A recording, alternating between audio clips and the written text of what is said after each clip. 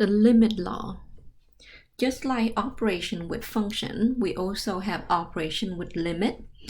We have the sum, difference, constant multiple, the product, the quotient, the power, and the root law. The limit of polynomial. Given a polynomial, note that the polynomial is continuous in its domain, and if C is a number in the domain, then the limit at x approaches C is the same as the value as we evaluate the function at C. So whenever we are asking to find a limit, the first thing we want to do is try to plug it in to see if we get a number. If we do, that is the limit. If we don't, or if we break any rule like divide by 0, then we may rethink, right? Limit of rational function. If p and q are polynomial and q of c is not 0, then the limit at x approaches c is p of c divided by q of c. Like I said, if the denominator is not 0, then we're good. Suppose the limit at x approaches c of f of x equals 5, and the limit of g of x at x approaches c is -2, and we want to calculate the following. The limit of f of g times, the limit as x approaches c of f of x times g of x. This then equal to the limit as x approaches c of f of x times the limit at x approaches c of g of x, and this equal -10. The limit at x approaches c of f of x divided by g of x is equal to the limit at x approaches c of f of x divided by the limit at x approaches c of g of x. Note that g of x here is not 0, so then this just equal to 5 over -2. The limit as x approaches c of f of x plus 3g of x is equal to the limit at x approaches c of f of x plus 3 times the limit at x approaches c of g of x, and this equal to -1. Similarly, here we have the limit at x approaches c of f of x divided by the limit at x approaches c of f of x minus the limit at x approaches c of g of x. This is 5 divided by 7. Evaluate the limit if the limit exists. Here, look, we have this function here. This is the polynomial.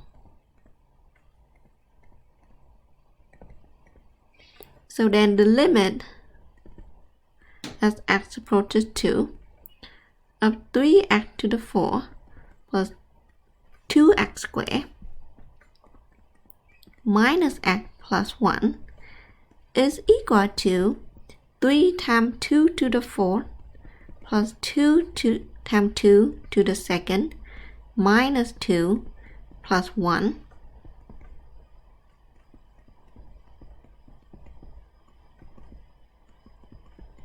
And this is 55. The limit at h approaches 0 of 2 plus h to the 3rd minus 8. Now note that at h approaches 0, if you plug h into the denominator, here we can see that the denominator here equal to 0. Let's go to 0. Okay. Now, however, this happened when we plug h equal to 0 into the equation. So what would happen when h approaches 0? Let's see if we can do some simplification in the function itself. So let f of h equal 2 plus h cubed minus 8 divided by h. Let's see if we can simplify this function. This is equal to 8 plus 3 times 2 to the 2nd h plus 3 times 2 times e to the 2nd plus e to the third minus 8 divided by h. And let's go ahead and simplify this a little more. So this 8 and this negative 8, that is 0. So 3 times 2 squared, that is 12h,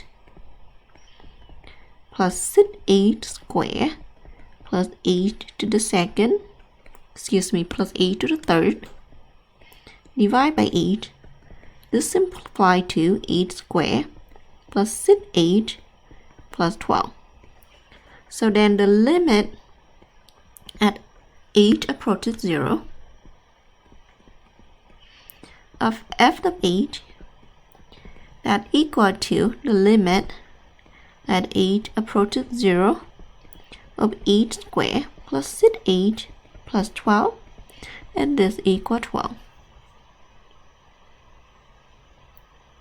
The limit of the square root of x plus 2 minus 3 divided by x minus 7. Notice that here, if we plug x equal to 7 into the function, the denominator becomes 0. Okay. So let's go ahead and try to simplify this equation some more. Let f of x equal square root of x plus 2 minus 3 divided by x minus 7. And I'll go ahead and multiply the numerator and the denominator by the conjugate of the numerator.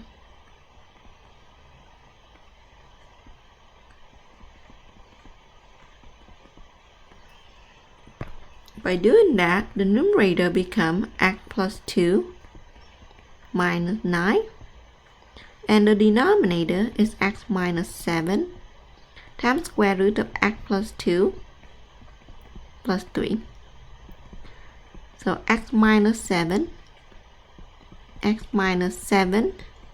square root of x plus 2 plus 3. So simplify. So then f of x become 1 divided by square root of x plus 2 plus 3.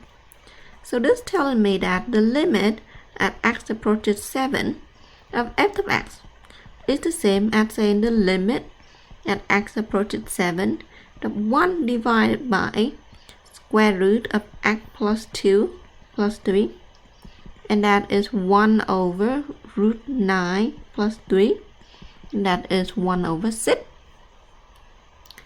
In the next problem, we have a trigonometric equation. So we'll evaluate the limit of trigonometric function is the same way as we evaluate for polynomial and for rational function. So let's go ahead and see what happened when x approaches 0. Well, when x approaches to 0, the cosine of 0 that equal 1. So we don't divide by 0 here. The numerator sine of 0 equals 0. X approaches 0 equals 0, and we have 1. So here both numerator and denominator not divided by 0 by any way.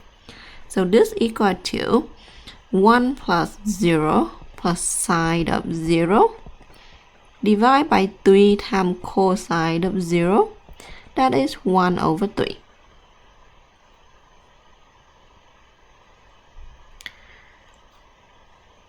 Let's talk about the squeeze theorem. Let f of x, g of x, and h of x be defined on all x that is not a over an open interval containing a. If the function f of x is less than g of x and less than h of x, so you're saying that g of x is in between of the two functions. For x not a in an open interval contain a, and the limit at x approaches a of f of x equal L is the same as the limit at x approaches a of h of x, where else is a real number, then the limit at x approaches a of g of x is equal to L. And it illustrated by this picture. See, this is the point A. If the function h of x, as you can see here, the limit at x approaches a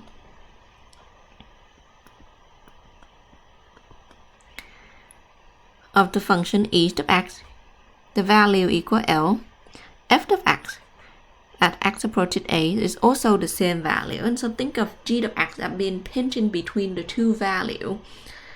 So therefore it have to be that same value. Yeah. Use the squeeze theorem to evaluate the limit. The limit at x approaches 0 of cosine of x. Now, so this function that we given here is g of x. So g of x is equal to x times cosine of x. We need to look for two functions that is f of x and h of x, such that f of x less than g of x and less than h of x. The nice thing with trigonometric equation here is we can go ahead and start at the trigonometric function and see if we can manipulate it to get the other two functions that we wanted. So let's go ahead and recall that -1 is less than or equal cosine of x less than or equal to 1.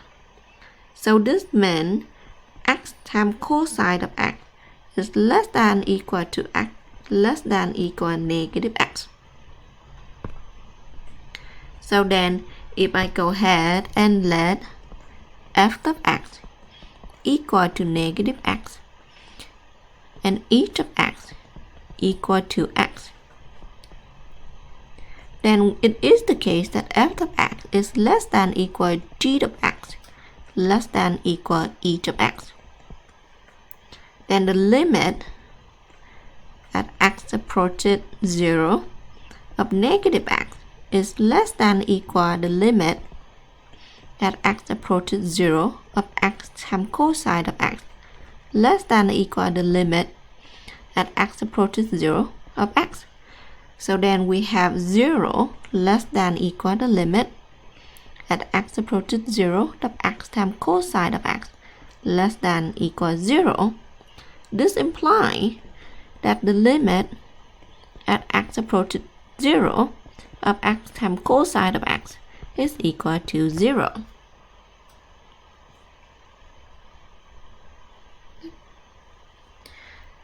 Similarly, in the second case, I can start by saying, well, I let g of x equal to x squared times sine of 1 over x. Then -1 is less than or equal to sine of 1 over x less than or equal 1. -x squared less than or equal x squared sine of 1 over x less than or equal 1 equal x squared. This means the limit at x approaches 0 of -x squared less than or equal the limit at x approaches 0 of x squared times sine of 1 over x less than the limit at x approaches 0 of x squared. This is 0 less than or equal the limit at x approaches 0 of x squared times sine of 1 over x less than or equal to 0. Again, therefore, I conclude that the limit at x approaches 0 of x squared times sine of 1 over x is equal to 0.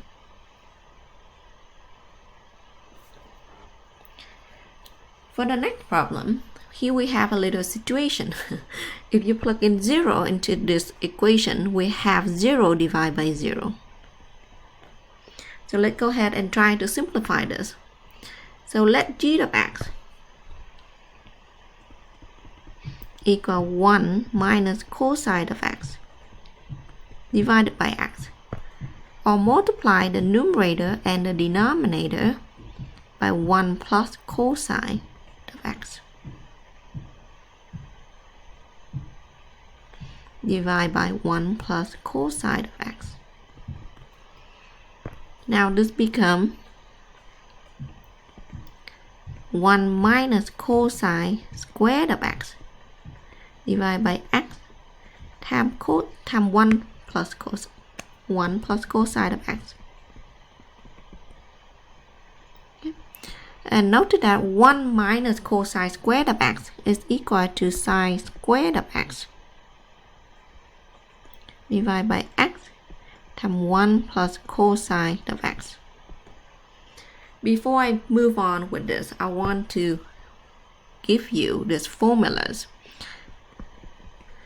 The limit at x approaches 0 of sine of x divided by x is equal 1.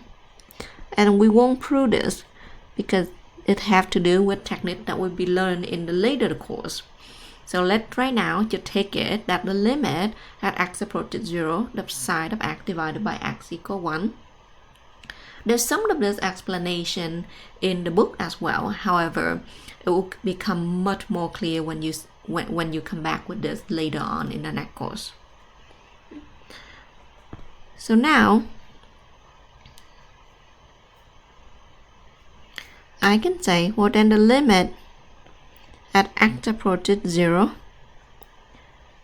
of sine square of x divided by x times 1 plus cosine of x is the same as saying the limit at x approaches 0 of sine of x